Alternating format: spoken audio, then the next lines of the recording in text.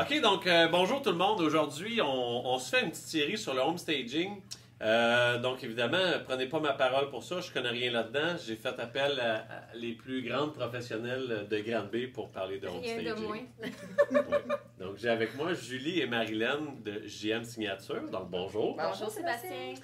Pouvez-vous me dire aujourd'hui, s'il vous plaît, c'est quoi les règles d'art du home staging?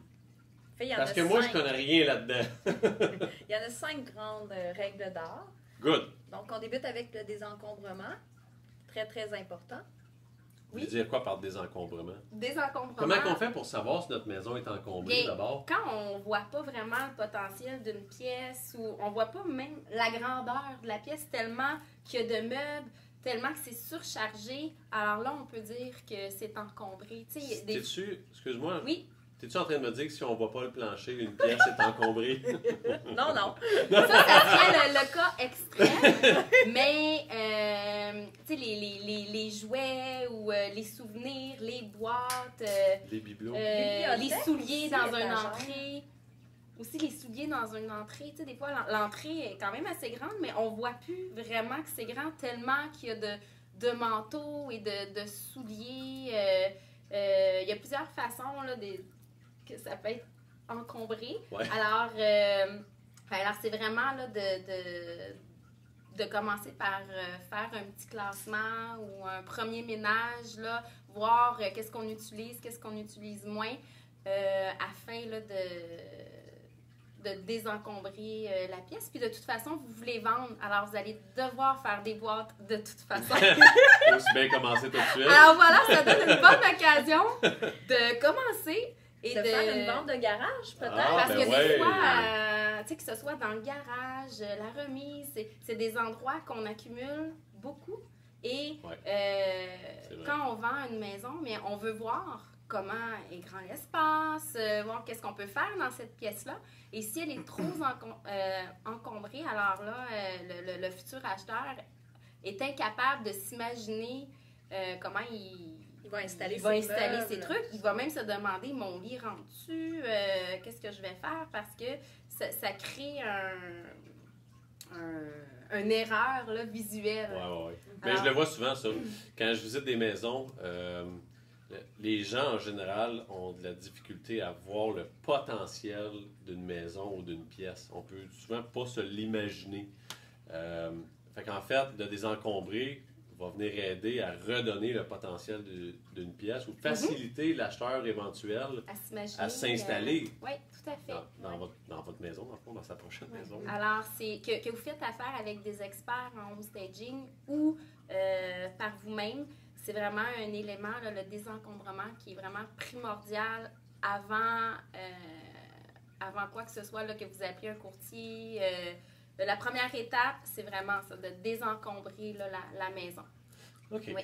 Ce qui est important également, c'est de nettoyer, de faire un bon ménage également. Si vous avez une visite de prévu, peut-être vous organisez pour faire la vaisselle juste avant.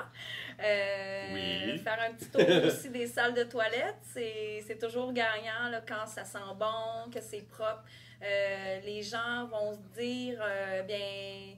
Tu sais, les vendeurs sont soucieux, ils prennent soin de leur maison, donc c'est toutes des impressions que ça va leur donner. Ouais. Alors, c'est important là, de faire un minimum de ménage là, avant chaque visite. Puis extérieur aussi, ménage, mais entretien extérieur, s'il y a des arbustes, l'entrée extérieure, s'il y a plein de roches, il y a des feuilles, c'est l'automne, c'est l'hiver et on a une visite, il y a plein de neige, tu sais, de vraiment bien nettoyer là, l'extérieur aussi de la maison. De ne pas négliger l'extérieur. Ouais. Ouais. Mais tu sais, une maison propre ou une maison sale, la même maison, c'est la même maison. Mais ça va faire une grosse différence sur l'impression d'un acheteur. Voilà. Tout à fait. On joue sur l'émotion, le coup de cœur. Ça vient tout. C'est des irritants. Fait que, tu sais, c'est ça. Les odeurs, tout ça. OK. Désencombrer, nettoyer. Oui. On parle de dépersonnalisation également.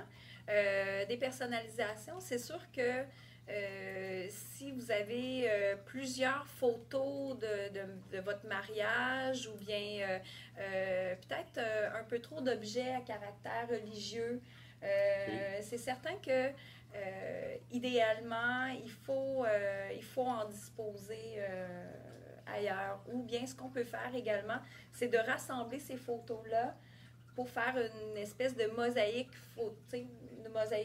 de photos. Donc ça pourrait être un mur de célébrités qui se regroupe à une place dans la maison et non partout. OK, on l'éparpille pas. Là. Non, on se concentre puis on les limite aussi. On n'en met pas... Les 18 photos de grand-maman, tu les mets toutes à la même place. Exactement. Si on veut. C'est bon. Fait que dépersonnalisé, OK. Oui. Puis, je pense que ça fait le tour au niveau de la dépersonnalisation. On peut aussi, c'est d'harmoniser le décor, votre décor, à celui d'un décor actuel. Autant les lumières, la décoration, tu sais, que ça soit au goût du jour et non que ça fasse années 80 ou que les gens sentent l'année de la maison si elle est plus âgée. Que ça soit plus actuel. Oui. Voilà. Ça peut être un bon défi. Tu sais, mettons quelqu'un qui a une maison construite dans les années 80, sa salle de bain, c'est encore de la céramique puis les armoires des années 80. Tu sais, dans l'idée de rafraîchir sans avoir à refaire une salle de bain, il y a sûrement des petits trucs qu'on peut... changer la vanité, etc. Bien, tu sais, on peut seulement repeindre les murs accessoirisés aussi pour, encore là, comme on disait précédemment, de créer un coup de cœur. Donc, de diminuer les irritants. Au moindre coût aussi, dans le cas de relooker, il y a plein d'interventions qu'on peut faire, comme on peut changer le comptoir, peinturer la mélamine, changer la coloration, les accessoires, comme disait Julie, là, c'est des interventions qui ne coûtent pas nécessairement cher, mais qui font en sorte que ça donne un look actuel. OK. Oui. OK. Puis là, il en manque un. Vous aviez dit 5 règles tantôt. Oui, bien en fait, le dernier, c'est la façon dont les meubles sont placés. Alors, c'est vraiment de placer les meubles en fonction de la grandeur de la pièce et de toujours vouloir maximiser, donner le plein potentiel de la pièce, que ce soit une chambre à coucher, le salon, la cuisine. Alors, de placer les bons meubles aux bons endroits. OK. Je le vois ça des fois en passant, quand des fois on fait des visites d'une maison. Tu rentres dans un salon, puis si automatiquement tu rentres, puis t'es face à un dos de divan, t'es dos à un divan.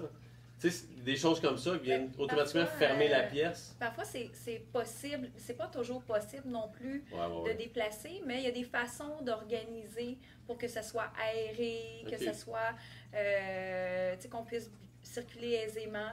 Donc, sans que ça ait l'air surchargé non plus. Donc, parfois, c'est pas possible, mais il y a toujours moyen de réorganiser la disposition des meubles. Que ce soit plus convivial, puis de donner aussi des vocations à des pièces. Souvent, dans des grandes maisons, il y a des pièces vides où là, on se dit, mon Dieu, c'est beaucoup trop grand, qu'est-ce que je vais faire ici? Mais à ce moment-là, on peut donner une vocation aux pièces pour que les gens aient une idée quoi faire dans leur pièce. Donner un mode de vie, donner des idées. OK, super. Et si jamais quelqu'un aurait plus de questions ou aurait besoin de vos services, aimerait désencombrer, dépersonnaliser, donner une nouvelle vocation, comment est-ce qu'on peut entrer en contact avec vous? C'est très facile d'entrer en contact avec nous. On a une page Facebook sur laquelle vous pouvez nous suivre.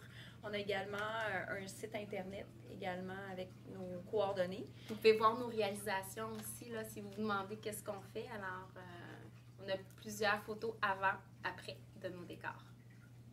Bien, merci cool. Sébastien. Un gros merci. Merci.